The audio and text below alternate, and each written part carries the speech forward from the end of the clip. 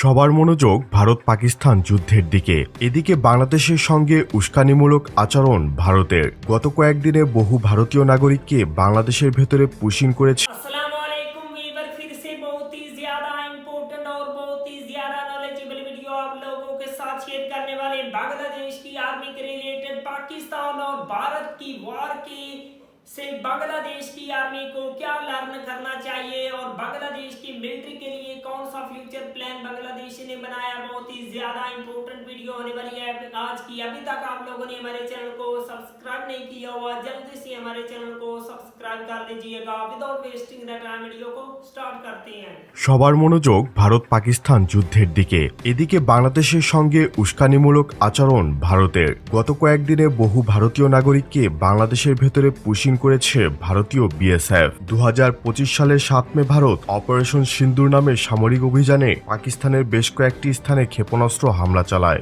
পাকিস্তানও সেদিন তাদের বেশ কিছু এয়ার অ্যাসেট ধ্বংস করে দেয়। তারপরও জবাবে পাকিস্তান অপারেশন বুনিয়ান আল মারসুস নামে পাল্টা অভিযান চালায় এবং 10 মে ভারতের বিভিন্ন শহরে হামলা চালায়। পাকিস্তানের পাল্টা হামলার পর আমেরিকার হস্তক্ষেপে ভারত যুদ্ধবিরতিতে স্বাক্ষর করতে বাধ্য হয় এবং যুদ্ধবিরতি কার্যকর হয়।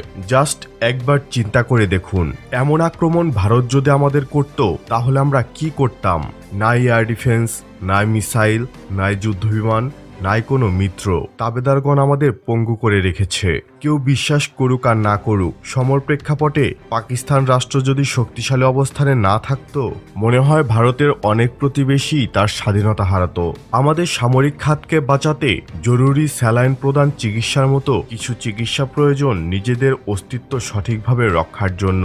এখানে যেমন ঐক্য থাকতে হবে, তেমনি গত 17 বছরে যারা 4 বছরের বাজেট পাচার করেছে আর সহযোগিতা করেছে তাদের পুরো সম্পদ 60 ভাগ দিয়ে বিমান, ড্রোন, ক্ষেপণাস্ত্র, ট্যাঙ্ক এবং রাডার ক্রয় করা জরুরি। এছাড়া বাকি 40 ভাগ খাদ্য, চিকিৎসা সহ অন্যান্য খাতে ব্যয় করা যেত। এছাড়াও রেমিটেন্স যোদ্ধাদের সহযোগিতা চাওয়া যেতে পারে। বাঁচতে চাইলে বিকল্প নেই।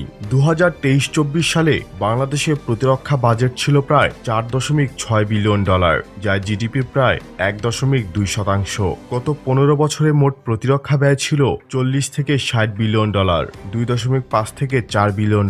আর বিগত 15 বছরের শাসনকালে 2009 থেকে 24 সালে বাংলাদেশ থেকে আনুমানিক $150 বিলিয়ন থেকে $234 বিলিয়ন অর্থ পাচার হয়েছে।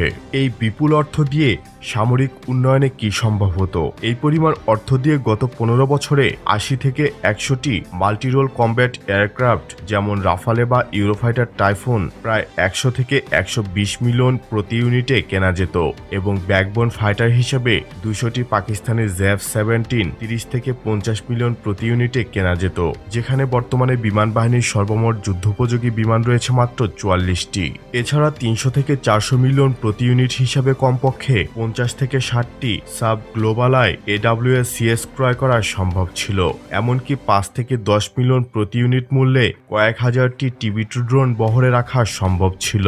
অনেকের কাছে বিষয়টা খারাপ লাগতে পারে, কিন্তু বাস্তবতা হচ্ছে বাংলাদেশ যেদিন ইউক্রেনের মতো মার খেয়ে 2014 সালের মতো ক্রিমিয়ার জায়গায় বাংলাদেশের যে কোনো একটি জায়গা হারাবে, সেদিন থেকেই সামরিক উন্নয়নে মনোযোগ দেবে সরকার। আমি জানি না বাংলাদেশের সব সরকার আমাদের সামরিক বাহিনীগুলোকে কি মনে করে। মানে ভাব এমন যে 8টা MiG-29 দিয়েই ভারতের 260টা Su-30কে খেয়ে দেবে। নীতি নির্ধারকদের এমন ভাব যেন বাংলাদেশ ন্যাটো সদস্য, তাই কেউ হামলা করার সাহসী করবে না। তাই বাংলাদেশের 320টা ট্যাঙ্ক আর 44টা ফাইটার জেটই যথেষ্ট। আরে ভাই, আজকে যদি 36টা মান্ধাতার আমলে F-7 আর 8টা MiG-20 ফাইটারের জায়গায় 44টা 4+ জেনারেশনের ফাইটার জেটও থাকতো, তাহলেও ভারত সাহস করত না। মিয়ানমার তো পরের হিসাব। আবার একজন 2013 সালে এসে F-7 কিনেছে। ভাবা যায়? ভারতের রাতের অপারেশনে পাকিস্তান তাদের মুখ রক্ষা করতে পেরেছে, কারণ তাদের কাছে ভারতের তুলনায় ছোট বিমান বাহিনী থাকলেও প্লাস আত্মনির্ভর বিমান বাহিনী আছে। তাই ভারতও এয়ার স্পেস ভায়োলেট করতে পারেনি। বাংলাদেশের ব্যাপারটা হচ্ছে, কালকে যদি বুড়িগঙ্গা নদীর পারে ভারতের সেনাবাহিনী দাঁড়িয়ে যায়, তাও আমাদের সরকার যেন সব কূটনৈতিক মাধ্যমে সমাধান করতে চাইবে। ভিডিওটি বেশি বেশি শেয়ার করবেন, কারণ বাংলাদেশের সার্বভৌমত্ব রক্ষায় সামরিক উন্নয়নের কোনো বিকল্প নেই। तो वीवर, ये बांग्लादेश की आर्मी के लिए बांग्लादेश ने मिलिट्री प्लान बनाया है। बहुत ही जबरदस्त किस्म का ये प्लान है। आई होप इस पर अमल दरामद हो और बांग्लादेश की आर्मी जो है वो भी इतनी ज्यादा स्ट्रॉन्ग हो कि अपने वतन के दिफा के लिए कुछ भी कर सके। और बांग्लादेश की आर्मी इतनी ज्यादा बहादुर है कि अपने वतन की जो है हिफाजत कर सकती है। जस्ट बांग्लादेश को जदीद और मॉडर्न किस्म के मिसाइलों और फाइटर जेट की नीड है, इंशाल्लाह पाकिस्तान भी प्रोवाइड करेगा और चाइना भी। इससे बांग्लादेश की आर्मी को बहुत ही ज्यादा बेनिफिट होगा। अगर आप लोगों को मजीद इंफॉर्मेटिव वीडियो देखनी है तो जल्दी से हमारे चैनल को सब्सक्राइब कर लीजिएगा। मिलते हैं आपसे नेक्स्ट वीडियो में इंशाल्लाह, तब तक के लिए अल्लाह हाफिज।